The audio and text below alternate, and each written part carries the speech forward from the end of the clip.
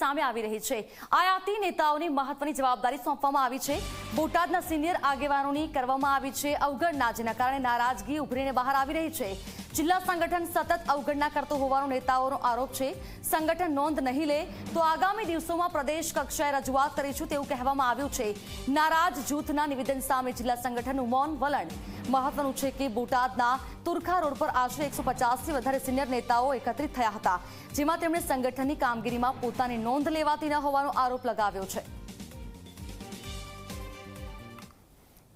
નારાજગીમાં અન્ય પક્ષમાંથી આવેલા હોય અને મહત્વની જવાબદારી જિલ્લા પંચાયતમાં મળતી હોય, ધારાસભામાં મળતી હોય કે પછી લોકસભામાં મળતી હોય, એટલે ક્યાંક ને ક્યાંક કાર્યકર્તાની ખૂબ જ નારાજગી છે। સંગઠનનું મહત્ત્વ, સંગઠનના મેન જે કાર્યકર્તા છે એ લોકોને અવગણના થતી હોય એટલે ક્યાંક ને ક્યાંક તમારા માધ્યમથી અમે પ્રદેશ સુધી આ વાત પહોંચાડવા માટે આજ આયોજન કર્યું છે।